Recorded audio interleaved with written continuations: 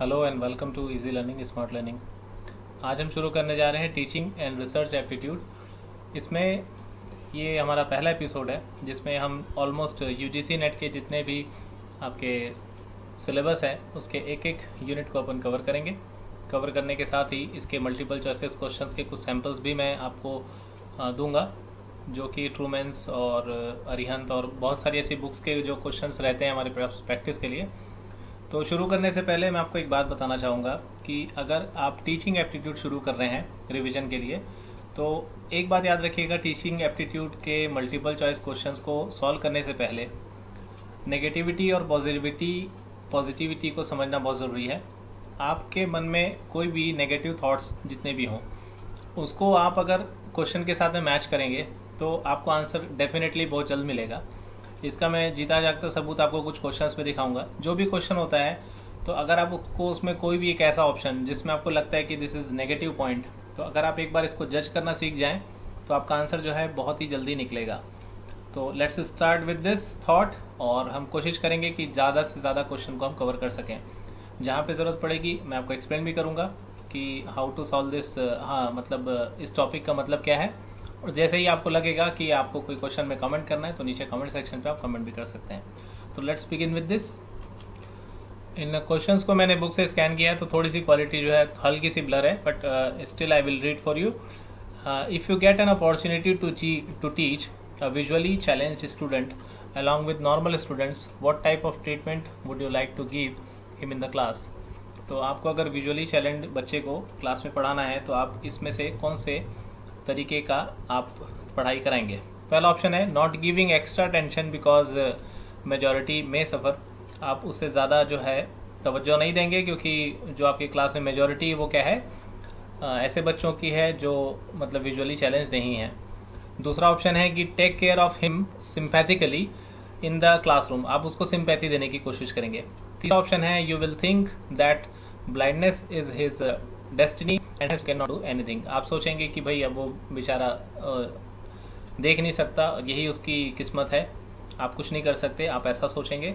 और last option है कि arrange a seat in the front of row and try to teach at a pace convenient to him.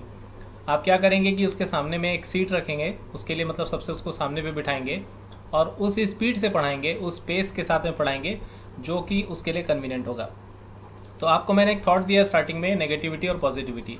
आप खुद सोच के देखिए कि जो शुरू के 9 पॉइंट्स हैं ये सब क्या है, नेगेटिव से भरे हुए हैं। कि ना ही आप उसको अटेंशन देंगे क्योंकि बेचारा देख नहीं सकता, आप उसको सिंपैथी देंगे, ये भी एक नेगेटिव थॉट है। और तीसरा ऑप्शन है कि वो बेचारा देख नहीं सकता, हम उसके लिए कुछ नहीं कर सकते, this is also negative thought. यहाँ पे पॉजिटिव हमको एक ही चीज़ दिख रही है, arrange seat in front of him, मतलब आप उसके सामने बढ़िया एक सीट अरेंज करिए और उसको अच्छे से पढ़ाएंगे। तो जाहिर सी बात है, आप किसी को भी पढ़ाएंगे जो देख नहीं सकता हो तो आप ज़रूर उस सफलता को प्राप्त करेंगे। तो इसका सही आंसर है डी। सेकेंड क्वेश्चन है which of the following is not characteristic of a good achievement test. इनमें से कौन सा जो है एक अच्छे अचीवमेंट टेस्ट का कैरेक्टरिस्टिक्स नहीं है, पूछ रहा है। तो अगेन इसमें देखिए रिलायबिलिटी, ऑब्जेक्टिविटी, एम्बिगिटी और वैलिडिटी। तो इसका आंसर क्या हो सकता है, आप सोच के देखिए एक बार। इसका सही आंसर है एम्बिगिटी। मतलब कभी भी जब हम क्या करते हैं, किसी टेस्ट को अचीव करने की कोशिश करते हैं, सही तरीके से उसको पास करने की कोशिश करते हैं, तो हमें असामंजस्यता जैसी कोई स्थिति हमारे साथ नहीं होनी चाहिए। रिलायबिलिटी होनी चाहिए, उसमें ऑब्जेक्टिविटी होनी चाहिए और उसकी वैलिडिटी सही होना चाहिए। तो which of the following is not a characteristic of good achievement test, तो इसका सही आंसर है ambiguity is not a characteristic of a good achievement test. Next question है which of the following does not belong to a projected aid. मतलब आपके पास में इनमें से कौन सा जो चीज़ है वो एड की तरह इस्तेमाल नहीं किया जाता, does not belong to a projected aid. तो पहला है ओवर हेड प्रोजेक्टर, दूसरा है ब्लैक बोर्ड, तीसरा है इपीडिया स्कोप और लास्ट है स्लाइड प्रोजेक्टर। क्या होगा इसका सही आंसर। देखिए, जब भी आपको किसी चीज़ को प्रोजेक्ट करना होता है तो जाहिर सी बात है ओवरहेड प्रोजेक्टर इसका आंसर नहीं है। ब्लैक बोर्ड इसका आंसर इसलिए है क्योंकि ब्लैक बोर्ड में आप किसी चीज़ को प्रोजेक्ट करके नहीं दिखा सकते, it is a black board, इसका नाम ही ब्लैक बोर्ड है। और बाकी ईपीडीएस स्कोप तो हम इस्तेमाल करते हैं और स्लाइड प्रोजेक्टर भी हम इस्तेमाल करते हैं प्रेजेंटेशन के लिए। तो the correct answer is black board.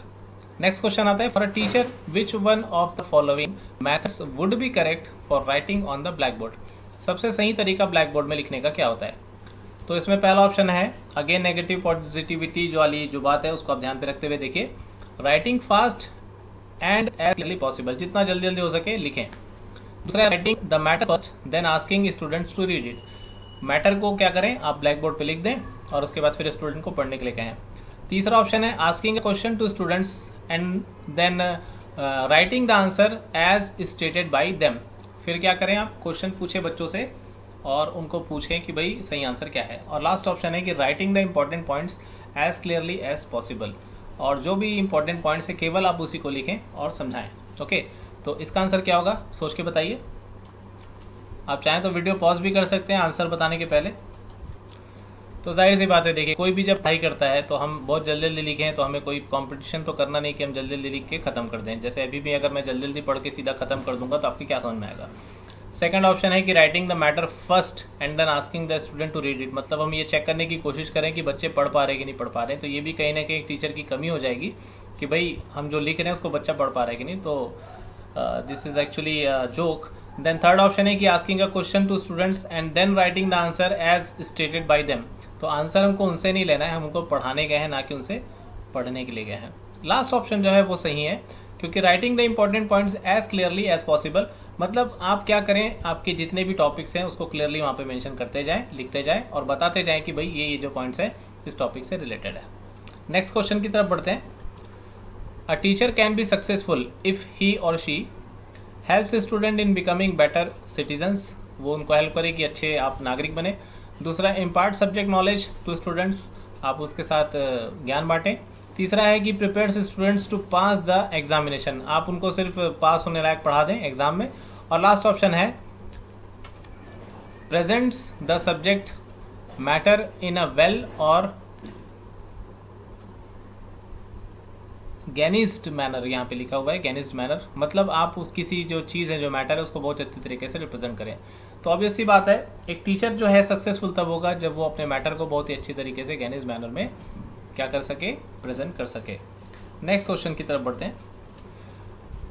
6th question है dynamic approach to teaching means, teaching में डायनामिक अप्रोच का मतलब क्या होता है। Teaching should be forceful and effective, teaching should be energetic and dynamic, the topic of teaching should be static but dynamic, not be static but dynamic, और last option है the students should be required to learn through activities. जो last option है वो correct है, क्योंकि जब आप किसी बच्चे को एक्टिविटी के थ्रू सिखाते हैं तो जाहिर सी बात है वो चीज़ उसको बाय हार्ट हो जाती है, उसको बिल्कुल आप नहीं भी चाहेंगे तो भी उसको रट्टा हो जाता है कि हाँ भाई मुझे इस तरीके से पढ़ना है। नेक्स्ट क्वेश्चन है by which of the following methods the true evaluation of students is possible.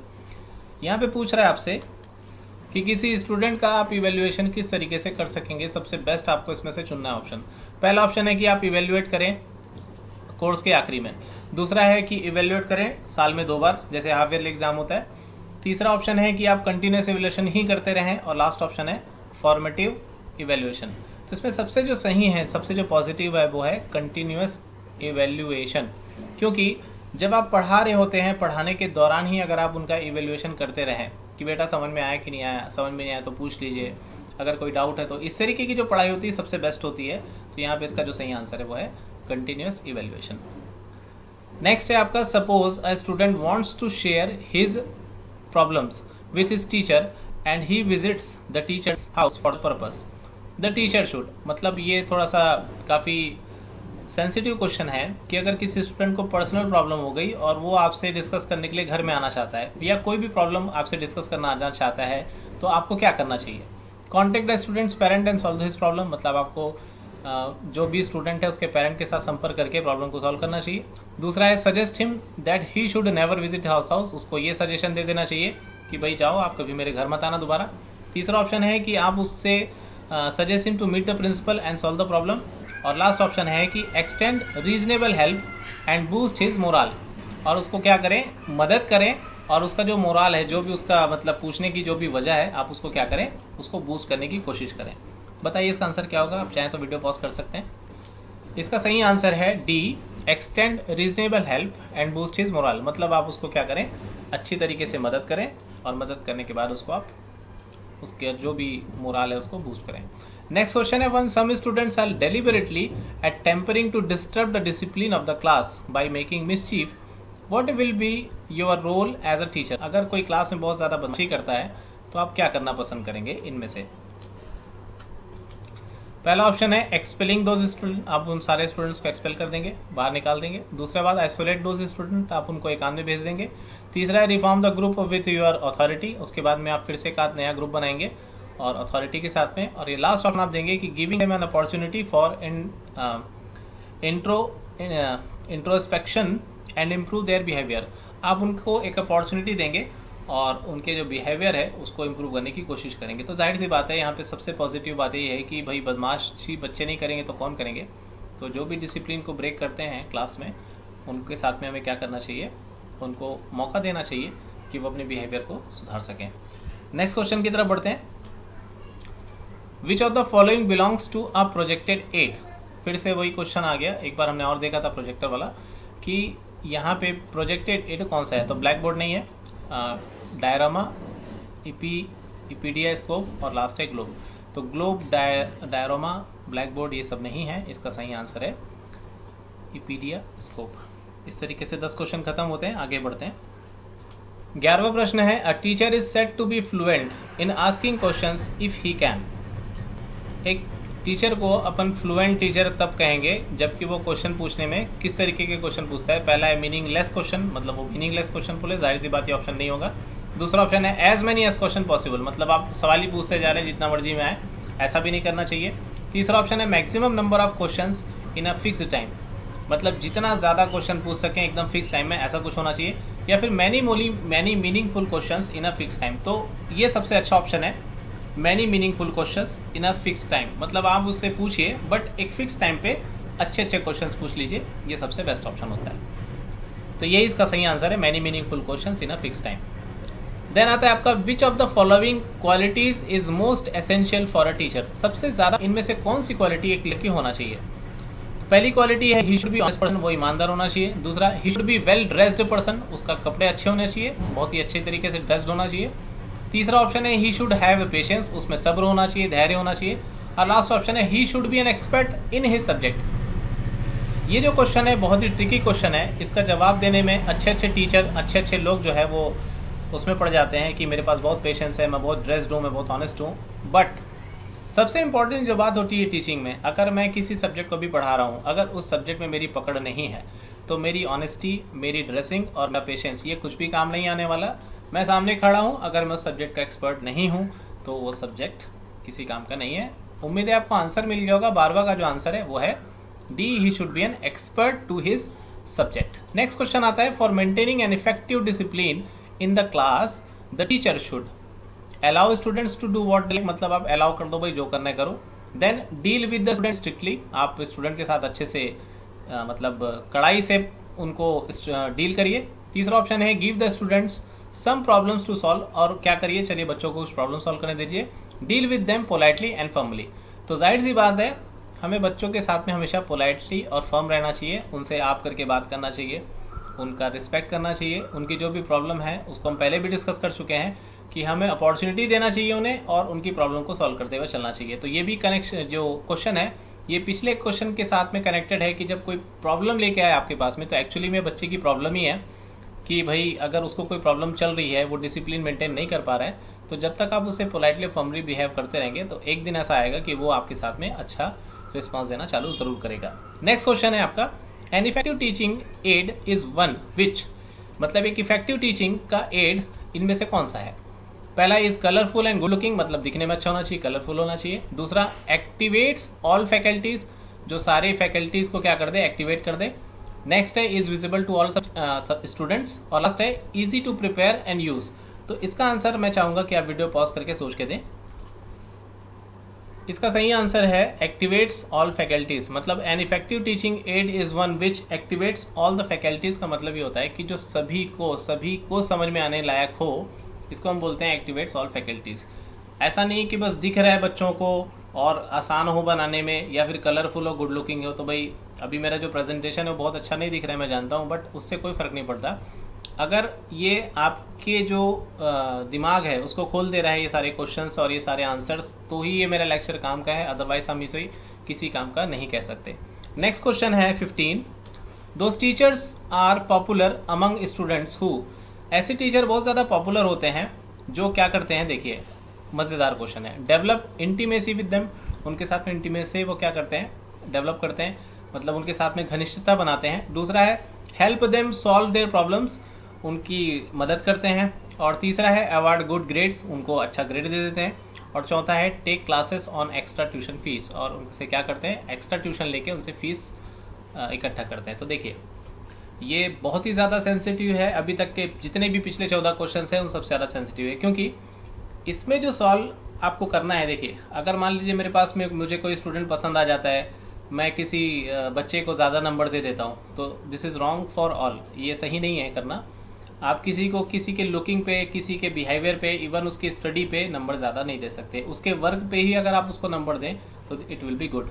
तो यहाँ पे आपको क्या करना चाहिए, यहाँ पे जो टीचर का डिसीजन है वो ये होना चाहिए कि एक टीचर जो सबसे ज़्यादा फेमस होता है वो होता है जो लोगों की सबसे ज़्यादा मदद करता है। ये हमारा सिर्फ टीचिंग में नहीं, ये हमारा इन जनरल जो हमारा समाज में भी होता है। देखिए हम समाज के लोग हैं, समाज के सबसे बड़े जो लोग माने जाते हैं उन्हें शिक्षक ही कहते हैं, हम टीचर्स ही कहते हैं, और हम टीचिंग के एप्टीट्यूड पढ़ रहे हैं। तो इसमें जो सबसे ज़्यादा इंपॉर्टेंट है वो ये है कि आप उनकी क्या करें, मदद करें, उनकी प्रॉब्लम को सॉल्व करें। तो एक्चुअली में ये क्वेश्चन घुमा फिरा के तीसरी बार आया हमारे सामने कि एक टीचर को क्या करना चाहिए, हेल्प करना चाहिए।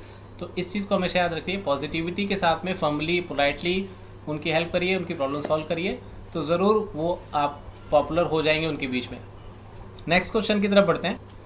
The essence of an effective classroom environment is, एक अच्छे इफेक्टिव प्रभावशाली क्लासरूम का जो एसेंस होता है, जो खुशबू उसकी बिखरती है, वो किससे बिखरती है। A variety of teaching ads, नहीं। लाइवली स्टूडेंट टीचर इंट्रैक्शन, मतलब स्टूडेंट और टीचर का जो इंट्रैक्शन है वो क्या होना चाहिए, बहुत ही बेहतरीन होना चाहिए। ये मुझे सही लग रहा है, बट आगे की भी दोनों देख लेते हैं। पिन ड्रॉप साइलेंस होना चाहिए, नहीं, पिन ड्रॉप साइलेंस में मज़ा नहीं आता। लास्ट ऑप्शन है स्ट्रिक्ट डिसिप्लिन। स्ट्रिक्ट डिसिप्लिन में बच्चे क्या होते हैं, बिल्कुल ऐसा लगता है जैसे आईसीयू में भर्ती हो गए हैं। तो स्ट्रिक्ट डिसिप्लिन भी आपको नहीं करना है। सबसे बेस्ट इसका ऑप्शन क्या है, बिल्कुल लाइव होना चाहिए, लाइवली होना चाहिए, मज़ा आना चाहिए कि हाँ भाई टीचर पढ़ा रहे हैं, बच्चे पढ़ रहे हैं, इट शुड बी गुड। तो वही है, पॉजिटिव की एनर्जी की बात है यहाँ पे। नेक्स्ट ऑप्शन है आपका, on the first day of his class if a teacher is asked by the students to introduce himself he should. अगर मैं पहले दिन किसी कॉलेज पे जाऊँ और मुझे बच्चे बोल दें कि सर अपना इंट्रोडक्शन तो दे दो, तो मुझे क्या करना चाहिए। ऑप्शन हम यहाँ से देख के पढ़ेंगे। Ask them to meet after class, उनसे ये कहना चाहिए कि क्लास के बाद मिलो। दूसरा, tell them about himself in brief, उसे बताना चाहिए अपने बारे में लेकिन संक्षिप्त में। Ignore the demand and start teaching, उनका बिल्कुल नहीं सुनना चाहिए, सीधा पढ़ाना शुरू कर देना चाहिए। लास्ट है, scold the student for this unwanted demand, पूछने की हिम्मत कैसे हुई तुम्हारी, चुपचाप रहो, अपना काम करो, इस तरीके की बात बोल के क्या कर देना, चुप करा देना। तो पूछना ज़रूरी है, पूछ लेता हूँ, आप पॉज करके आंसर कर सकते हैं, व्हाट इज़ द आंसर। तो सबसे बेस्ट आंसर इसका यही है कि tell them about himself in brief. तो हिमसेल्फ और हर सेल्फ आप उन्हें ब्रीफ में बताइए कि आपने एनआईटी से मास्टर्स किया है, आपने ये किया है, वो किया है, आप इतने साल से पढ़ा रहे हैं और अब आपको पढ़ाने वाले हैं, तो चलिए शुरू करते हैं। एनी प्रॉब्लम, ये पूछ के आप शुरू करिए, बेस्ट होगा। आगे बढ़ते हैं। क्वेश्चन नंबर 18 बोलता है, moral values can be efficiently inculcated among the students when the teacher, मतलब जो मोरल वैल्यूज होती हैं वो कब इफेक्टिव होती है स्टूडेंट्स के ऊपर में। ठीक है, जब भी टीचर क्या करता है, फ्रिक्वेंटली टॉक्स अबाउट वैल्यूज, वो हमेशा किसके बारे में बात करे, वैल्यूज के बारे में बात करे।